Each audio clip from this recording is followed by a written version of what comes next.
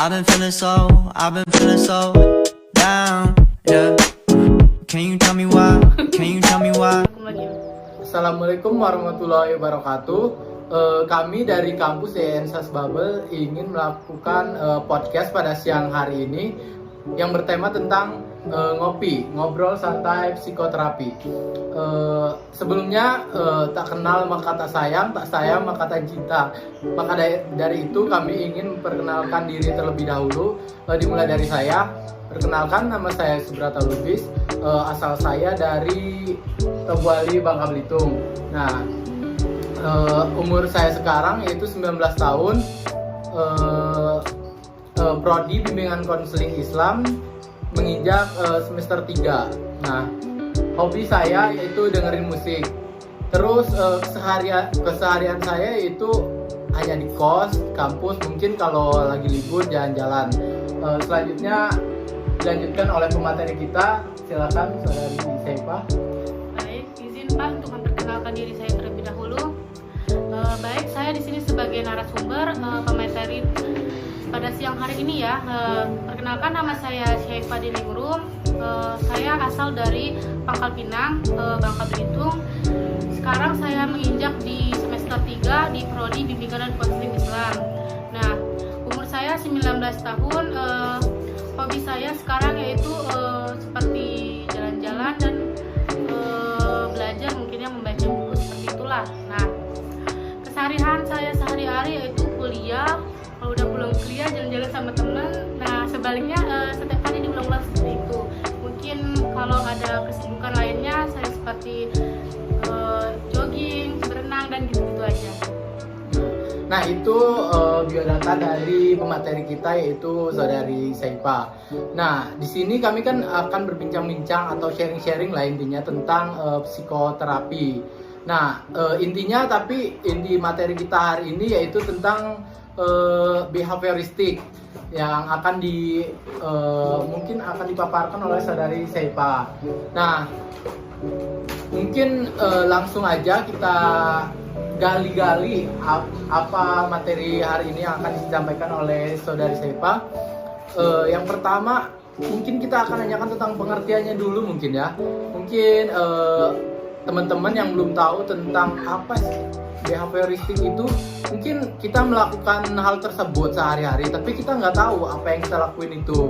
Maka dari itu kita akan menanyakan tentang teori behavioristik. Nah, sebelumnya apa sih teori behavioristik itu? Mungkin teman-teman ada yang belum tahu, bisa dijelaskan. Baik Pak, izin ya Pak saya menjawabnya. Tentang teori behavioristik itu, teori behavioristik itu adalah sebuah tingkah laku seseorang yang ada dalam diri seseorang. Nah, yang mengakibatkan atau berkaitan dengan stimulus. Stimulus itu adalah jalannya waktu, dan yang berkaitan dengan respon, cara kita merespon apa yang ada di dalam diri kita sendiri. Nah, sebuah tingkah laku kita yang akan kita serapkan, seperti itu. Oh, seperti itu. Berarti teori tentang behavioristik ini berkaitan dengan tingkah laku. Nah, terus tentang stimulus dan juga respon. Nah, mungkin itu pengertian dari behavioristik. Mungkin teman-teman udah tahu kan pengertian dari behavioristik ini apa. Jadi mungkin apa yang kita lakuin, mungkin ini yang aku lakuin itu adalah teori dari behavioristik. Nah, selanjutnya itu kan behavioristik ini kan nggak mungkin berdiri sendiri ya. Pasti ada kayak pendiri, terus pendirinya dibuat di mana, terus dibuatnya oleh siapa gitu kan. Makanya kita mungkin akan nanyain sejarah terbentuknya behavioristik ini. Nah, mungkin jika ada yang belum tahu, maka kita tanya-tanya lagi tentang apa sih sejarah teori behavioristik ini terjadi, terus kapan terbentuknya, di mana gitu. Nah, sejarah dari teori behavioristik itu seperti ini. Dia merupakan sebuah aliran ahli psikologi yang dibentuk atau dicetuskan oleh Bapak John Watson pada tahun 1878 sampai 1958. Nah, Bapak John Watson itu sendiri adalah seorang bapak ahli psikologi yang berkebangsaan Amerika. Gak hanya itu saja, dia merupakan seorang bapak yang dikenal sebagai bapak teori behaviorisme. Seperti itu kira-kira sejarah dari teori behavioristik. Oh, nah itu teman-teman, teori tentang behavioristik itu sejarahnya gitu. Nah, mungkin tadi itu udah dijelasin. Nah, jadi bapak dari teori behavioristik ini adalah John Watson. Terus terbentuknya itu di Amerika. Terus teori behavioristik ini dikembangkan di Amerika gitu kan, udah dijelasin tadi. Nah, selanjutnya itu kami ingin bertanya-tanya lagi soal apa tadi yang ingin dijelasin tadi? Oh, contoh-contoh dari behavioristik ini. Mungkin kan behavioristik ini kan tentang perilaku. Nah, kita tanyain contoh-contoh dari teori behavioristik ini apa aja sih? Di sini saya mengambil contoh teori behavioristik itu di dalam keadaan sekolah, di mana di dalam keadaan kelas gitu ya. Saya mengambil sebagai profesi sebagai seorang guru. Nah, contoh dari teori behavioristik itu profesi seorang guru, dia itu adalah misalnya kayak gini. Seorang guru melihat kesalahan siswanya, kesalahan muridnya, baik secara fisik maupun secara materi. Nah, guru tersebut berhak untuk menasehatinya dan memberi sebuah nasihat ke dia. Tetapi guru tersebut tidak berhak untuk memarahinya atau untuk ibaratnya untuk mencampuri urusannya. Dia hanya sekedar yaitu meringankan beban siswanya tersebut tanpa adanya rasa paksaan dari seorang siswa tersebut. Oh, itu contoh dari behavioristik ini. Mungkin teman-teman sudah dengar kan apa tadi contoh-contoh dari teori behavioristik ini. Jadi contoh dari teori behavioristik ini kan mungkin tadi diambil contoh tentang guru dan siswa kan.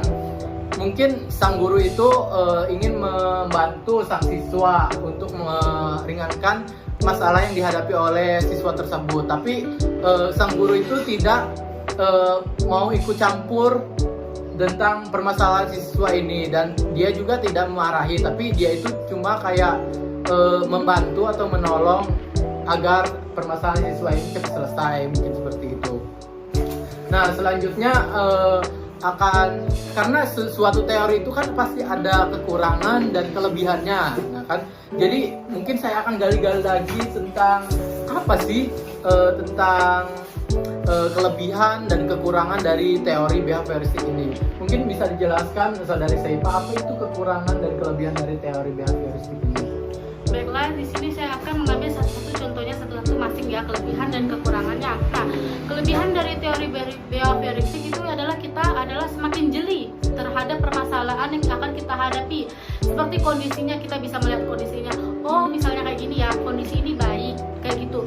Kita terhadap peka gitu terhadap kondisi yang akan kita ibaratnya akan kita konseling gitu sekarang ini akan kita hadapi. Nah, kalau kekurangannya itu adalah teori behavioristik itu kurang jeli, ibaratnya kurang jeli memahami kondisi yang dialami oleh seseorang. Akibatnya stimulus dan responnya pun kacau untuk merespon hal tersebut. Jadi kekacauan tersebut akibat adanya stimulus dan respon yang kurang baik dari seseorang. Dia nggak lihat dulu kondisinya, oh baik ke kondisinya untuk ibaratnya untuk dinasihati sekarang, ibaratnya untuk dikasih konseling sekarang, itu baik atau enggak. Itu kelebihan dari teori dari behavioristik itu sendiri. Kelebihannya juga bagus karena dia peka dan jeli terhadap permasalahan dan dia juga melihat kondisinya. Seperti itu kira-kira dari kekurangan teori dan kelebihan teori behavioristik itu seperti itu.